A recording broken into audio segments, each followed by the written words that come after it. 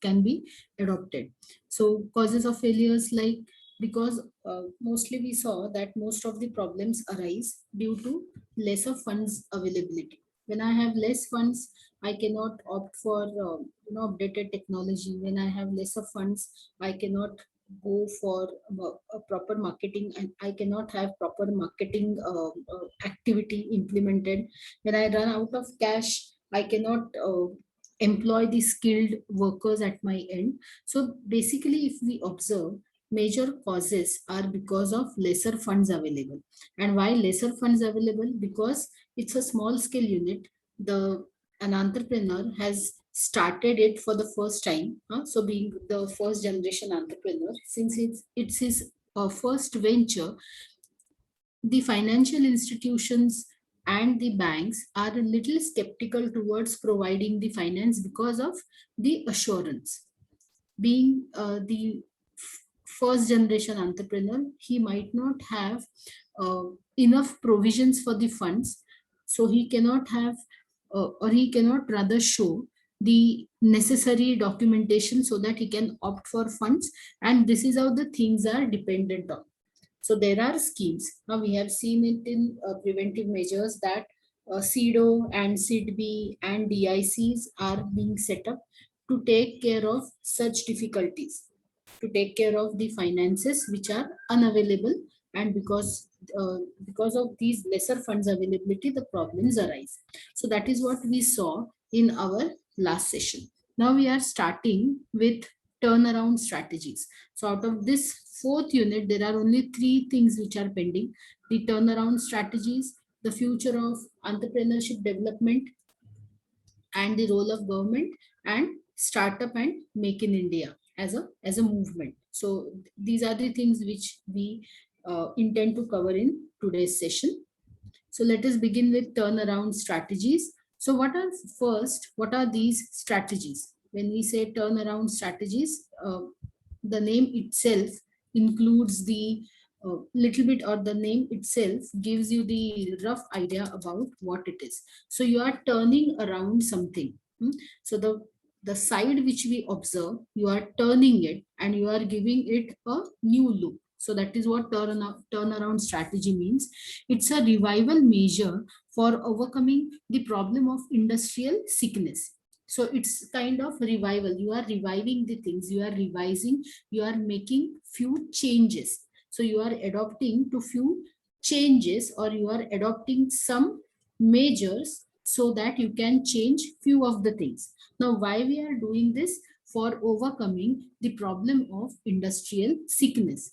Sick unit meaning the unit which is not performing, the unit which is into losses. Now, why the unit is into losses, why it is not performing, is what we are going to see now. So because of this industrial sickness, the problem arises. Now, to overcome this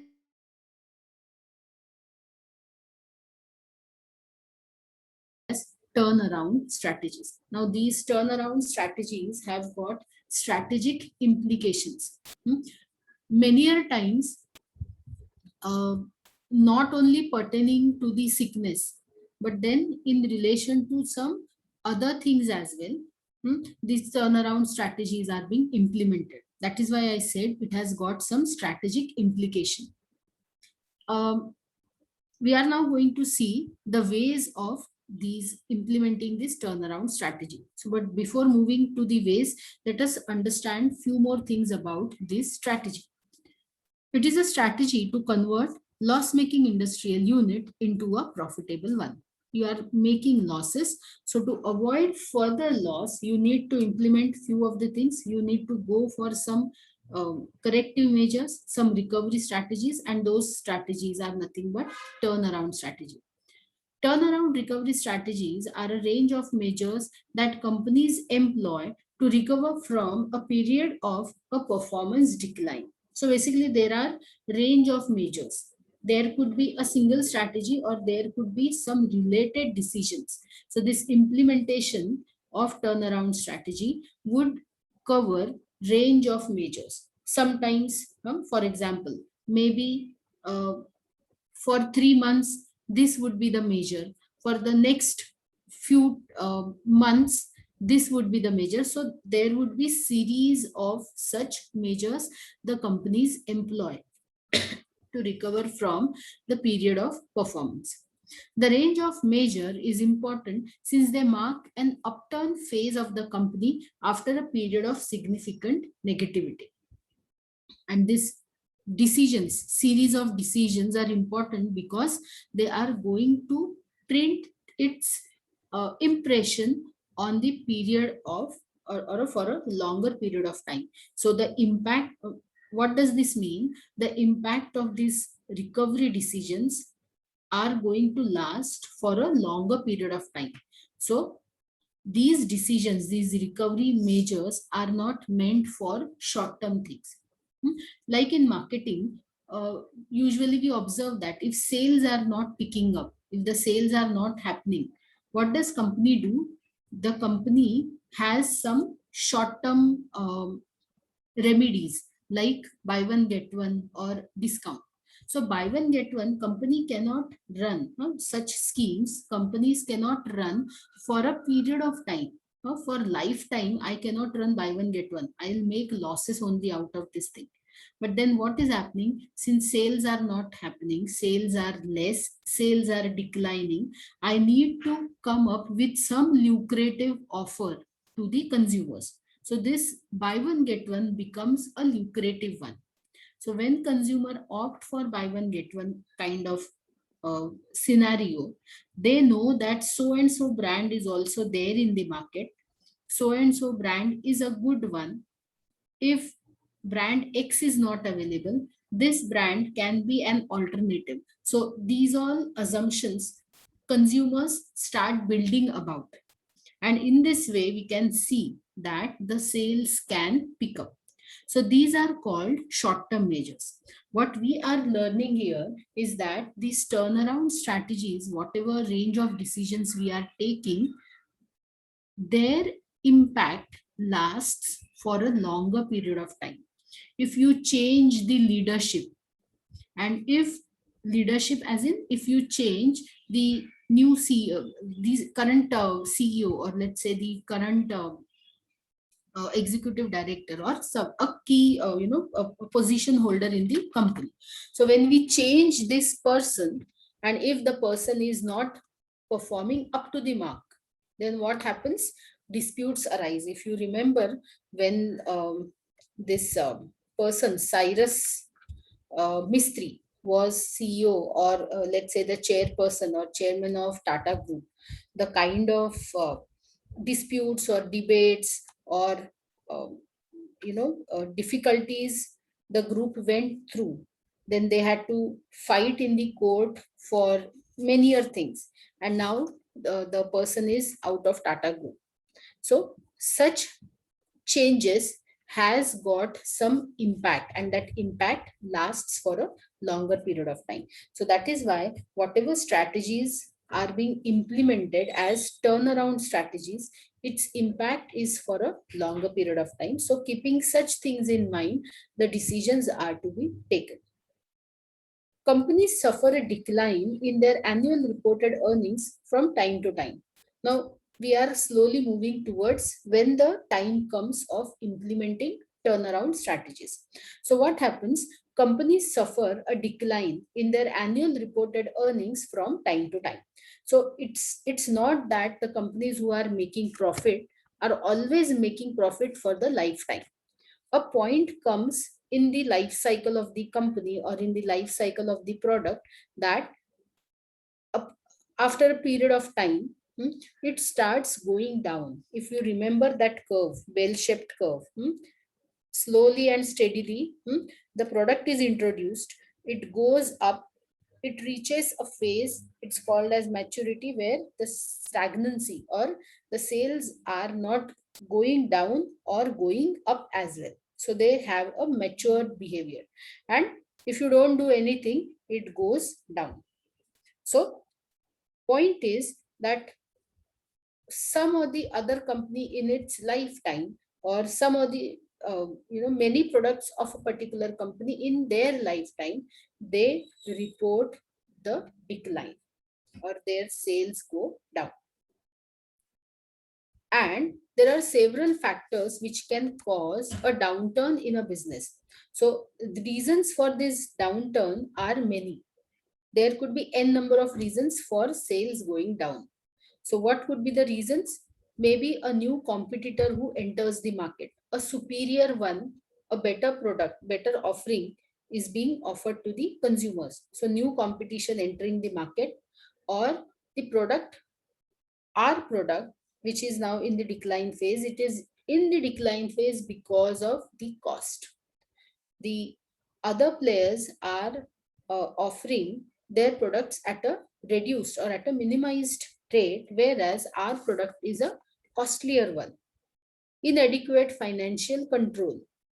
Whatever financial control is required, that proves to be inadequate.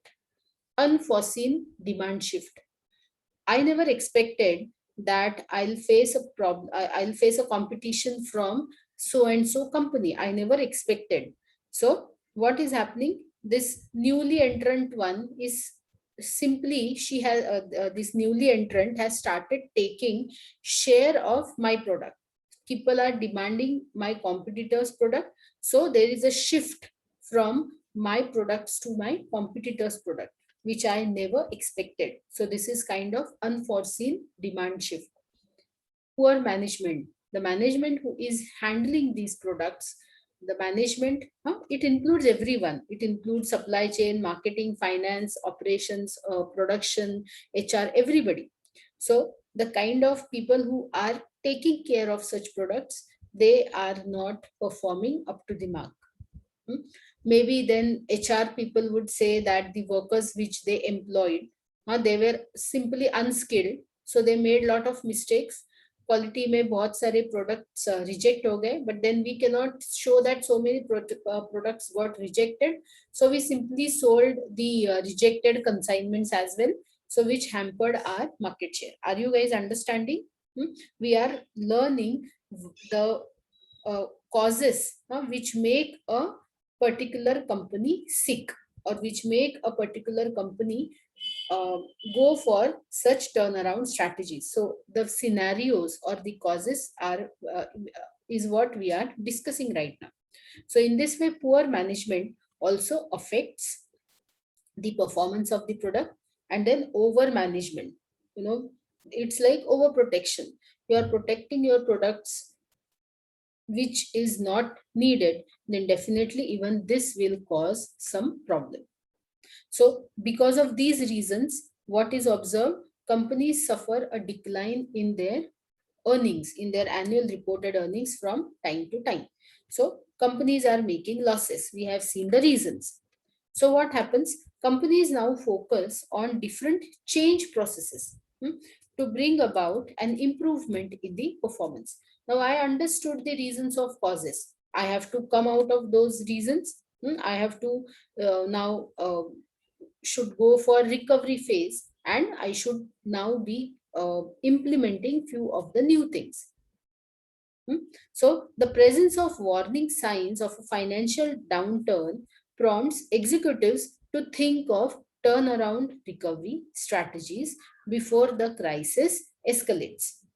So now, alarming situation, I have understood that because of these reasons, the buzzer is ringing. Now, to stop that buzzer, I have to do something. So this doing something is nothing than our turnaround strategies. All right. So managers first adopt low risk measures, and if the risk worsens, they become progressively more radical.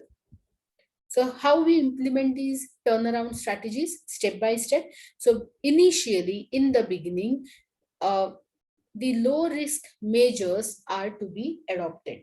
Low risk measures, even if they fail, their impact would not be that great. Such are called as low risk measures.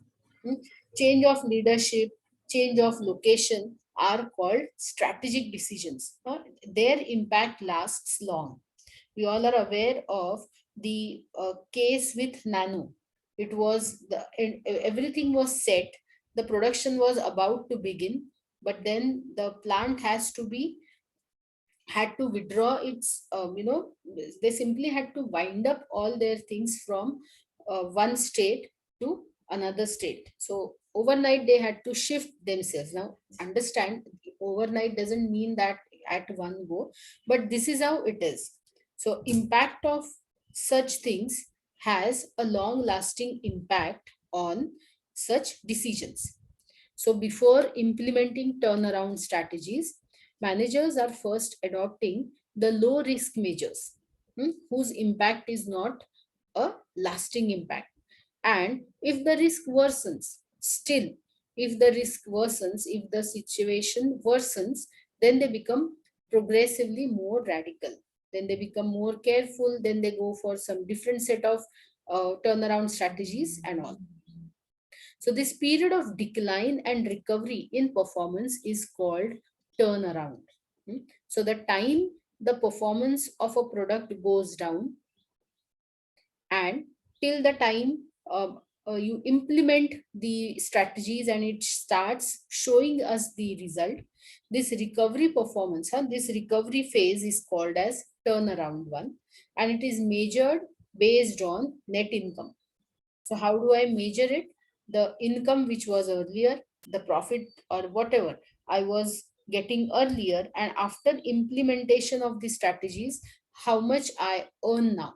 So this difference is called as net income, and this is how the performance of the company is measured on. In each turnaround phase, companies identify management actions and decisions as well as other factors that impact profit before devising appropriate actions. So during this phase, what happens? Companies are identifying various actions and the decisions the management is about to take. Hmm? What is to be done, what is to be taken, what decision is to be taken is what the companies are identifying. Along with this, the other factors which impact the profit are also to be examined. So various elements which are involved. Now we are coming to the turnaround strategies. Are we understanding the philosophy of turnaround strategies? क्यों turnaround strategies हमको implement करनी होती है? What is the scenario and in what ways we can implement it? In what ways?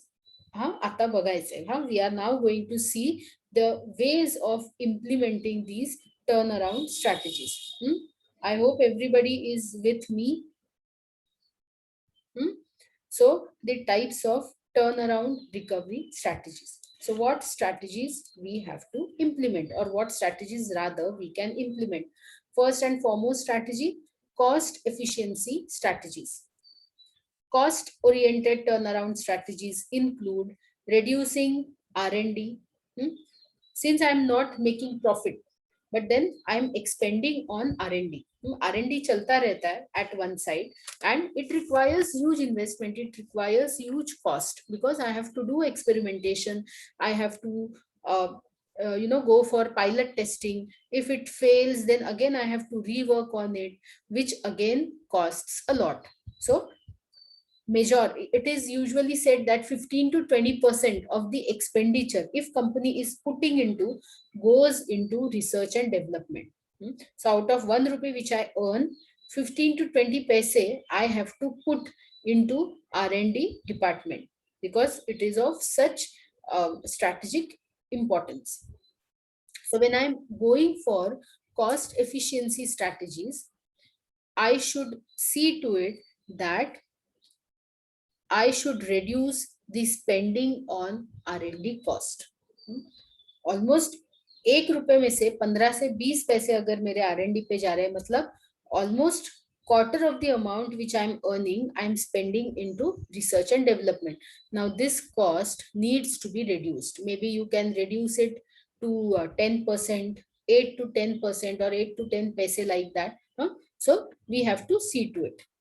Then comes stretching account payables.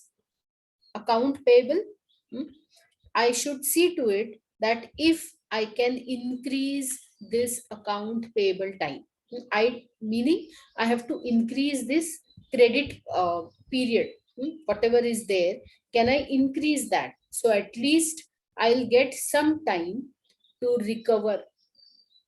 If the credit period is 1 month, or let's say 2 months, meaning what? After 2 months, I have to make the payment to all these creditors.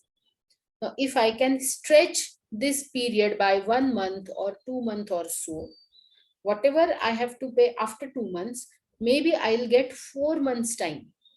And I can pay it after 4 months. So chances are there that some sales may happen and I can pay after 4 months. So if I can stretch this account payable time, is what I can see under cost efficiency strategies. Eliminating pay increases, meaning no promotions. Reducing accounts receivables. Accounts receivables, okay. Reducing accounts receivables, cutting inventory, investment diversification, and reducing marketing activities. We'll see one by one. Cutting inventory, whatever inventory. See, inventory meaning I have invested my money into. Now, this inventory could be in any form, raw material inventory or semi-finished or finished products. Now, when I purchase this inventory, my money is blocked. If I stack these products at my end, I'm actually stacking my money. So I should see to it that can I cut this inventory? If I have to order in bulk and I have to enjoy that ordering bulk advantage, but then I have to pay right now also for it.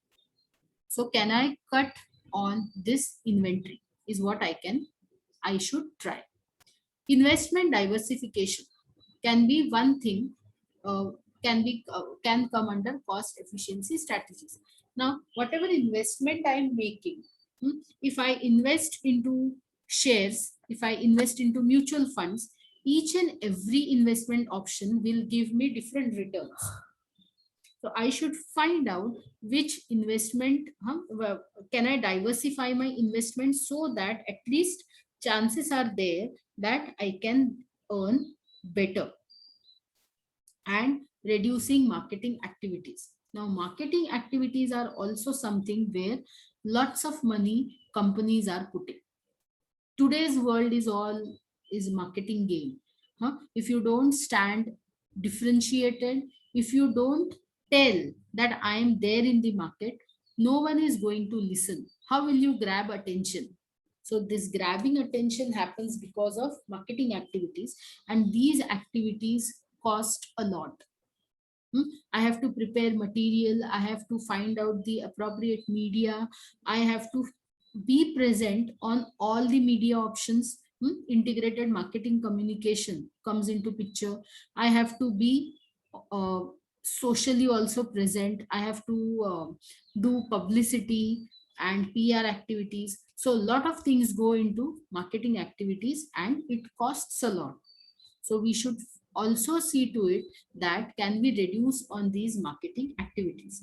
So first turnaround recovery strategy talks about cost efficiency strategies. So wherever we find that money is involved, can we find ways to reduce this money?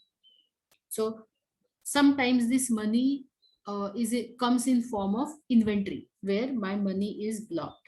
Sometimes this money comes in form of paying to the creditors. Again, can I see to it that this period can be prolonged so that I can wait, and I can do the recovery. So these are coming under cost efficiency strategies.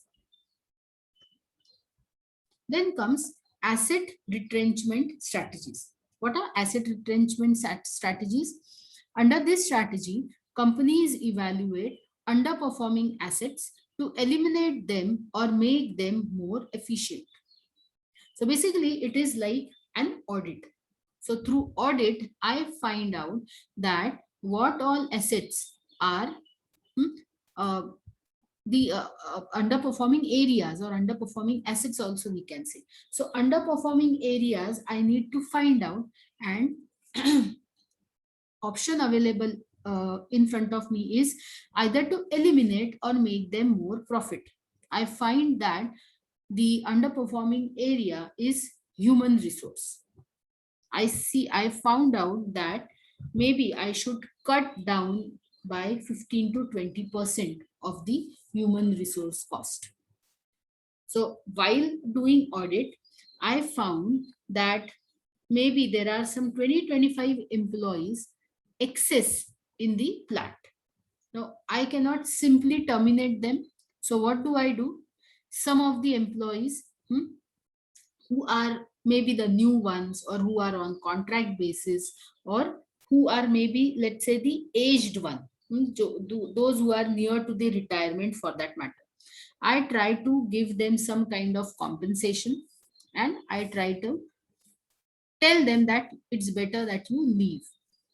See, we are just discussing the imaginary situation, how to evaluate the underperforming areas, and how to eliminate or make them more efficient. So just to make the things clear, in reality, such decisions don't happen at a faster rate. Now, आज मैंने audit किया and I came to know that so much staff is excess, and I simply terminate them like that. It doesn't happen. Or rather, overall it doesn't happen. Maybe it can take place in case of some industries, but then overall is what we are going to discuss. So I find that people who are near to who are near to their retirement, or who are on contract basis, or who are who don't need money simply. All their responsibilities and all are being taken care of. So I can run a VRS scheme where I can tell people to get compensation and leave the organization is one way. Now sometimes maybe because of this, maybe 3 to 4 people I find are ready to opt and they leave. Now, out of 15, let's say five people have gone. Still, I have 10 excess staff. Now, this 10 excess staff, maybe I may transfer to some other lesser performing areas.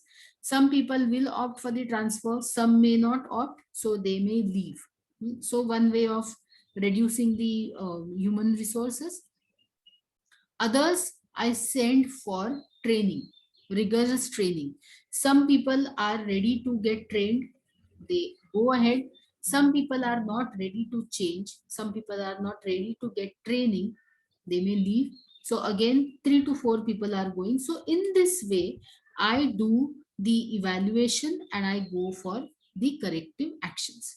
Are you understanding? So this is second strategy called as asset retrenchment strategies. There is 1 second.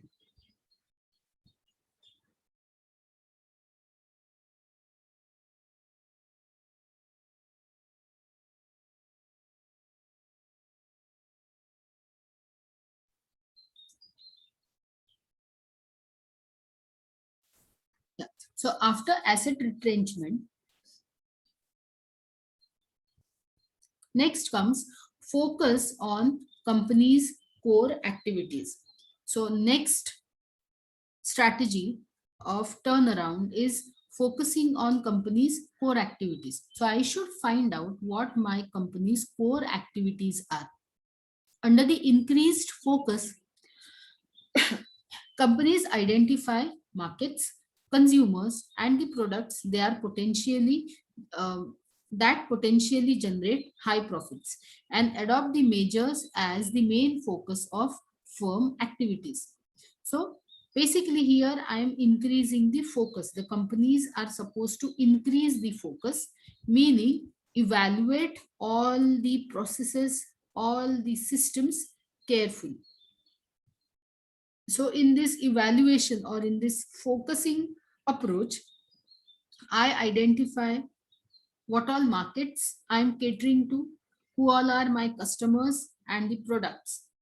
So I judge each and every parameter, or I judge each and every participant who can generate high profits, and adopt the measures as the main focus on firm activities. So in this process of evaluation, I am supposed to find out who is giving me more profit. So it may happen that if one unit is underperforming, another unit can take care of this underperforming unit and can win the game. So iske liye I need to do the proper evaluation.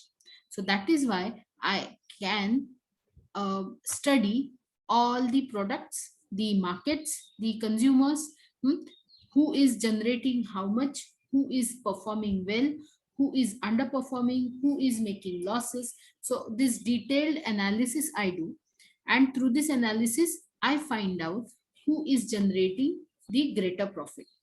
So once I understand who is generating greater profits, I can adopt the measures. I can then find out that this particular product is giving me, or this product is performing well in the market, then I can focus more on that product. So the profit which I can earn out of this, uh, we can say best performing product, some of the profit can be moved to this other product who are making losses. So uske liye I should be doing the proper audit and proper evaluation. Then comes change of leadership. The fourth and important uh, way of implementing turnaround strategy is through change of leadership. During the turnaround situation, most companies appoint new chief executives from outside the company as way of injecting a new way of thinking into the top management. So usually in these turnaround situations, most companies, they usually appoint new chief executives from the outside company. So one way of tackling this difficult time is changing the leadership. Now, when leader gets changed, he brings in his philosophy, his way of thinking, and he looks at the situation from his side, and this may change the situation. Hmm. We have an example here of change of leadership, how this change of leadership can change the situation. Now, the name of the person is Mr. Govind Shrikhande. Now, he was rather MD of a famous retail store, that is Shoppers Stop. MD Shoppers Stop. Name is Mr. Govind Shrikhande. Just listen. It's a small caselet, we can say. The drop down in the consumer segment resulted hitting the Shoppers Stop high in 2008. So this consumer sentiment, there was some drop down. The way people, the consumers were looking at it, the looking at the brand, resulted hitting the Shoppers Stop high in 2008. The company's like for like sales growth turned pessimistic and continued till 2010. It was great time for learning. The company's like for like sales growth turned pessimistic, went down, and it continued till 2010. It was a great time for learning. Our board challenged us to create a recession proof model that could face showdowns. So during this difficult time, what the board members decided, that they should come up with some recession proof model. Recession proof as in whatever sales and all are going down, or the external environment, if at all it is changing, but then it should not affect us as a brand. So that is what is this recession proof model that could face showdowns, slowdowns. One of our chief learnings from the slowdown was never compromise on customer experience. So even though the customers were not coming to the store, they were not visiting, they were not shopping. So what the learning told, that they should never compromise on the experience. Though the customers are not coming here, though we are not experiencing customers, but then whosoever is visiting should be given this feel of experience, this feel of shopping. Meaning, customers should continue to get your best service and merchandise, even though the shop is facing problem. The only then they will continue to shop with you. So even though what these points are telling us, even though there are issues, even though there are problems, but then those who are facing the consumers, the site or the location which is instrumental in facing the consumers, should always give this kind of experience to the consumers. Hmm? Usually we observe that if a shop is about to be closed, or if the shop is not performing, that corners are dirty, the it is not being well organized, nobody is there to take care of us, people are just walking in on their own, they find something, they keep it aside, nobody is there to fold, you know, अगर clothes का example लेंगे, nobody is there to fold the clothes, they are just hanging and lying there at the basket. So such is the scenario. What impression we develop as a customer, since the shop is going to be closed down, that is the situation. Now why to go also again, anyways it is not worth shopping there. No cleanliness, no attention by the salespeople. So this is what we experience now, and this is what we assume about the store. So Shoppers Stop, when it experienced the slowdown, when it experienced that the sales are going down, but then they found out the remedy, that even though we are facing lesser consumers, but then consumers should get the same experience, the same help, or let's say the same support from the store, from Shoppers Stop.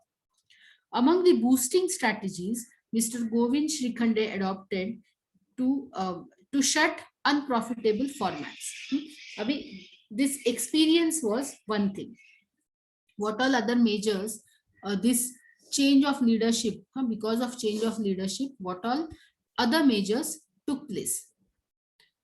Mr. Govind Shrikhande opted to shut unprofitable format, the format which were not giving us lot of profit.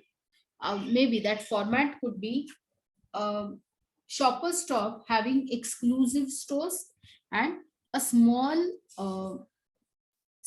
we can say a small unit of Shoppers Stop being present uh, in a big, we can say the shopping mall. So there is this store of Shoppers Stop, but then it does not include all the merchandise which an exclusive Shoppers Stop outlet has. Are you understanding? Shop जो कि एक the small unit of Shoppers Stop present in a mall versus exclusive Shoppers Stop store which is of two-storied building, or which is of two-storied enterprise. So when it is an exclusive shop, it will have all the products, merchandise जिसको बोलेंगे, all the merchandise. Whereas in a shopping mall, I have a small unit of Shoppers Stop, I may not have all the merchandise. This much of store is not, this much of space is not there. So I keep few of the merchandise here. So that is what Mr. Govind Shrikhande found out, that the formats who are not making profits, who are making losses, are to be shut down. He also told to focus on right sized stores. He controlled costs and, most importantly, repositioned the brand completely. So all these were turnaround strategies. All these were strategies implemented to tackle the issue of lesser customers shopping. Now, this was the brainchild of Mr. Govind Shrikhande to go for such strategies, to repositioning the brand, to closing down or shutting down the unprofitable formats, and stressing on having right sized store, giving customer the kind of experience, the shopping experience as Shoppers Stop was always giving. So these were few of the strategic measures as part of turnaround strategy implemented by Mr. Govind Shrikhande, because we are learning now the change of leadership. So this is how the leadership style changes, ways of tackling situation also change. I hope it is clear to you now what we are understanding the turnaround strategies. Hmm? Moving further the discussion, we are now seeing what is the future of entrepreneurship development and the role of government. So entrepreneurship is taking place and it is developing in our country. But then what is its future? Whether it's a positive thing for us or the situation is not good, situation prevailing our in country is not good, it is not in support of entrepreneurship. What role government is playing here in development of this feeling of entrepreneurship amongst people is what now we are going to see. Hmm?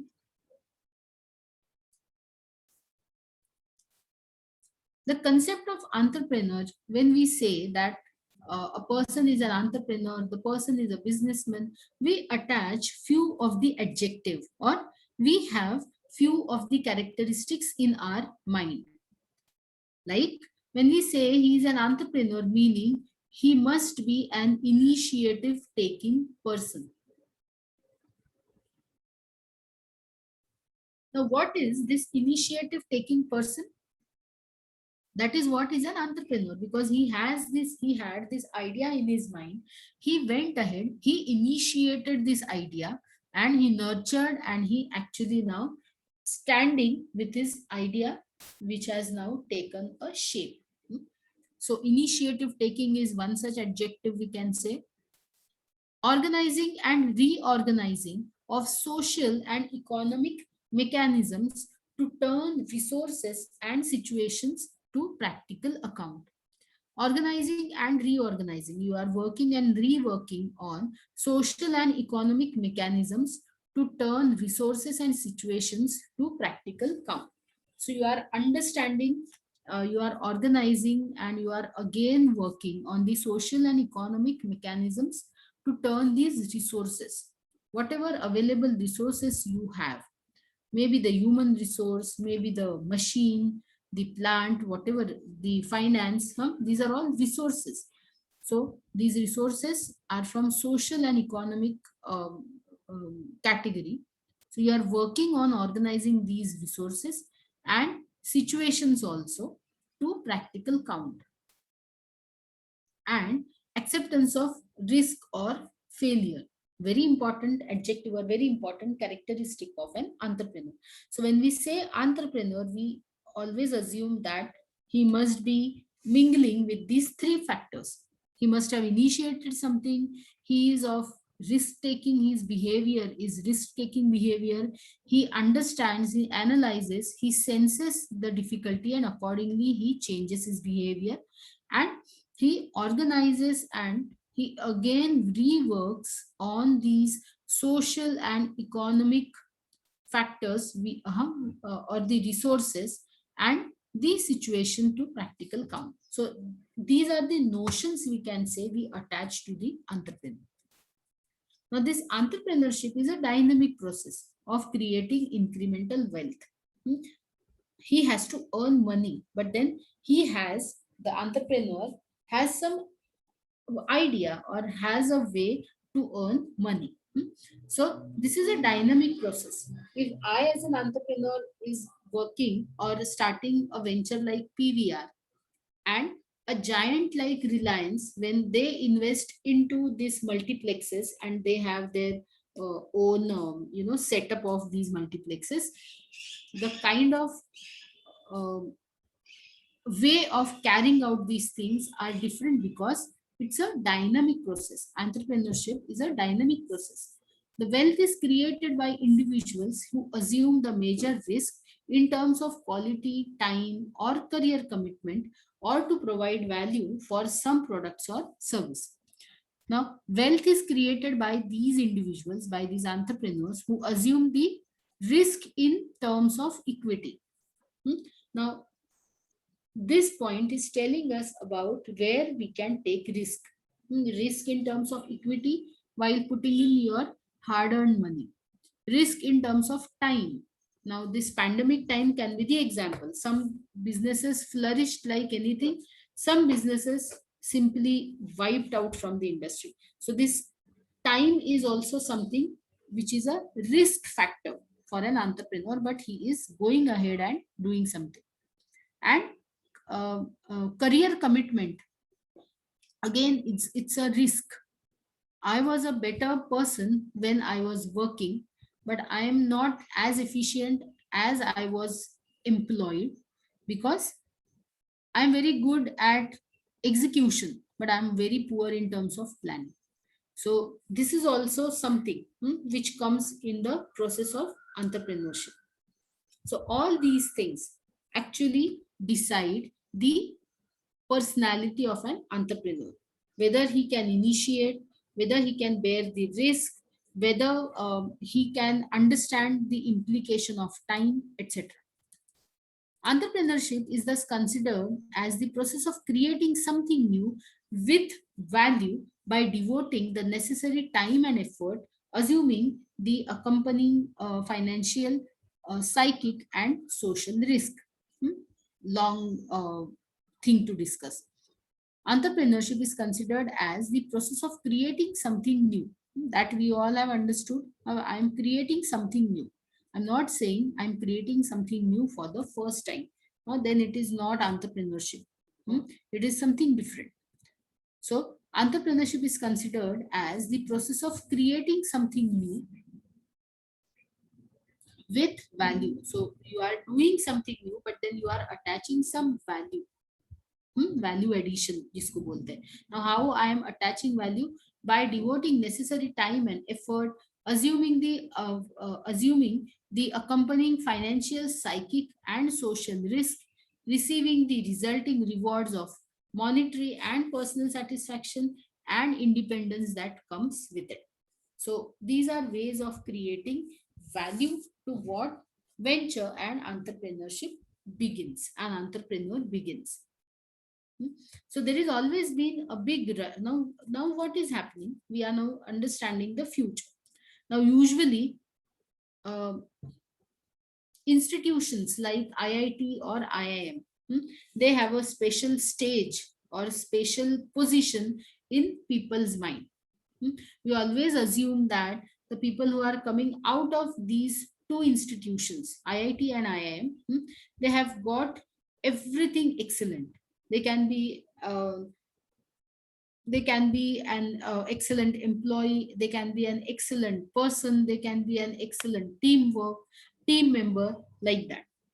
But then reality is something different. The ones who join such organizations, the people who join such organizations, the luckier ones, we can say, but then it's not necessary that they have this feeling of starting something of their own in their mind. Some people join IIT, IIMs, of course, out of their hard work only. But then those who join IIT, IIMs, they have this um, thought of earning more and more. So for companies, these passed out IIT and IIM passed out candidates are a lucrative ones. Highly educated hai, brains hai, so I don't have to invest much on training and molding these people. So companies usually hire people from these institutions. But then it is observed that, however, the nation has lately realized that to help grow the economy faster, there needs to be an entrepreneurial venture. Jobs बनेंगे ज्यादा से ज्यादा तो ही लोगों को job मिल सकते हैं. But then point is when I come out of a prestigious institution, not all think that I should have my own venture. When I come out of these institutions, I look out for more and more handsome package. Uska 20 hai, I should get 25. The season's lowest was 35. Last year's season's lowest was 35 or 50 lakhs. I should in this season earn more than 60 lakhs, like that.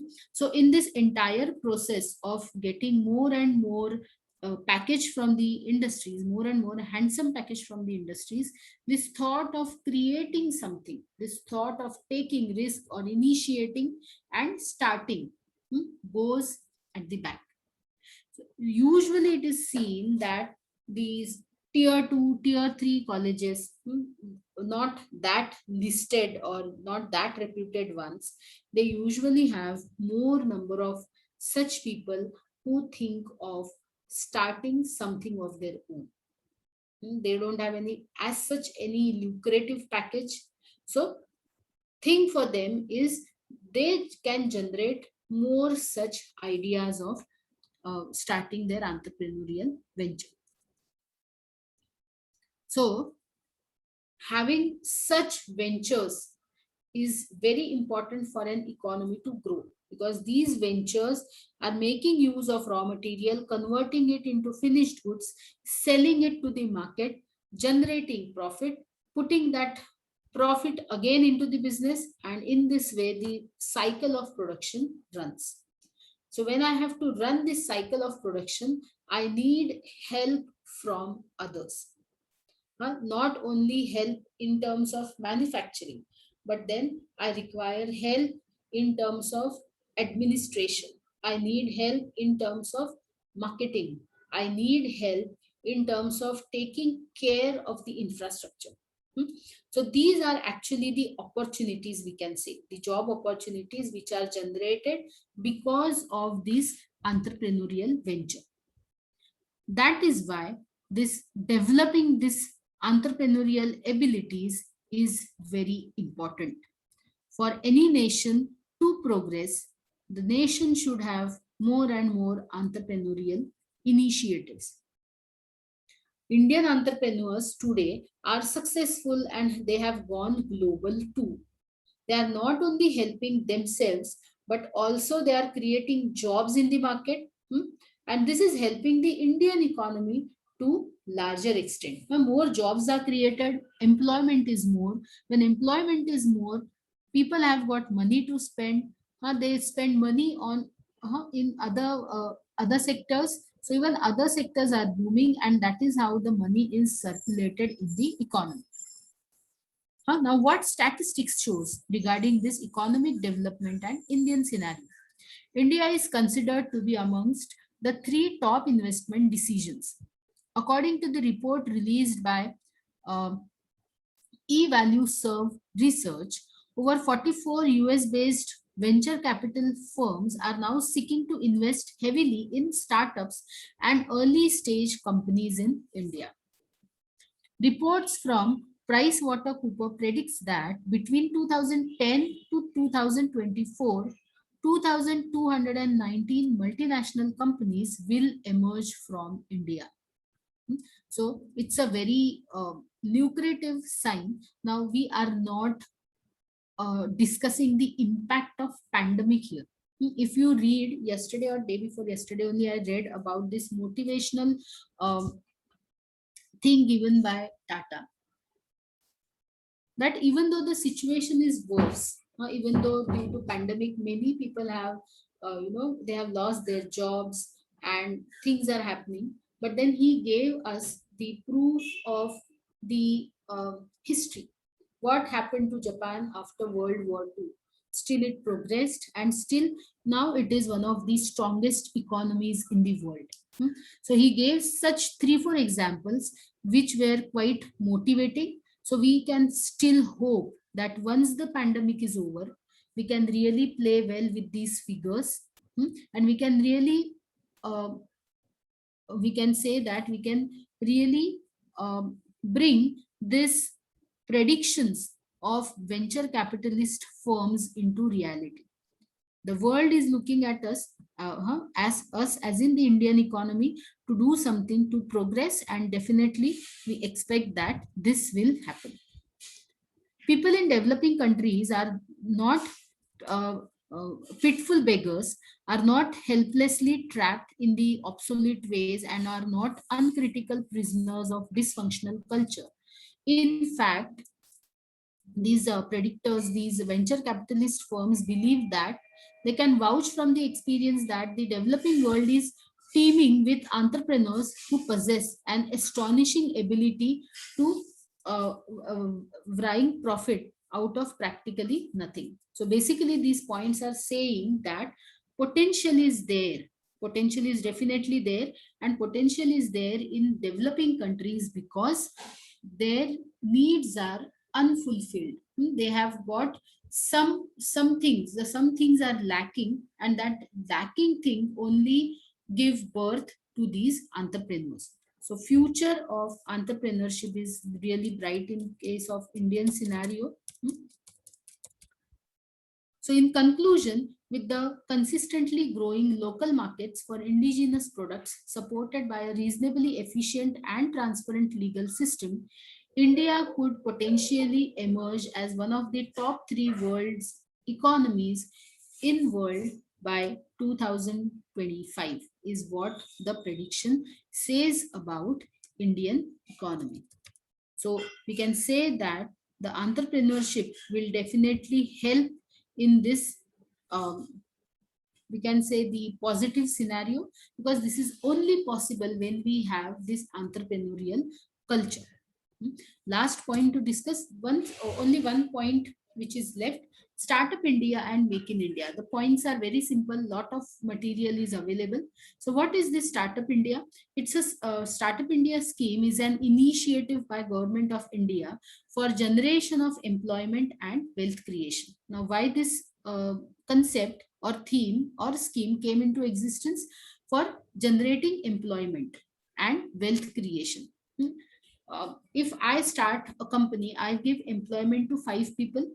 So through this startup scheme, Startup India scheme, this is how the employment is generated, and this is how I create wealth for myself, because I run a particular enterprise, I generate profit out of it, and this is how the wealth is created. The goal is to develop and innovate, is the development and innovation of products and services and increasing the employment rate in India.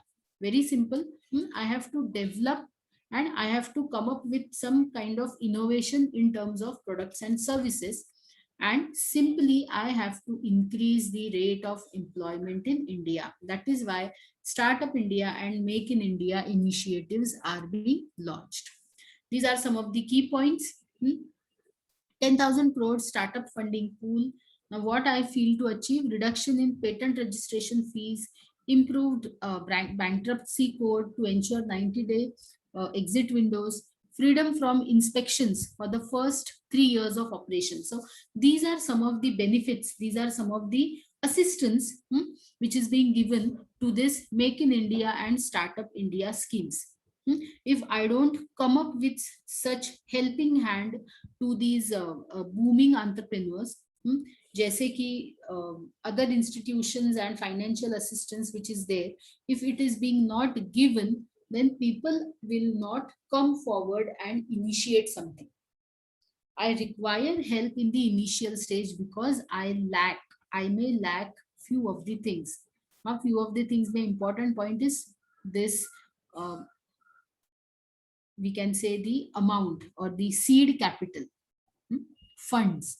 So I may lack here, I may lack the other abilities, the managerial abilities. So through these startup and Make in India schemes, these are all the assistances which are being provided.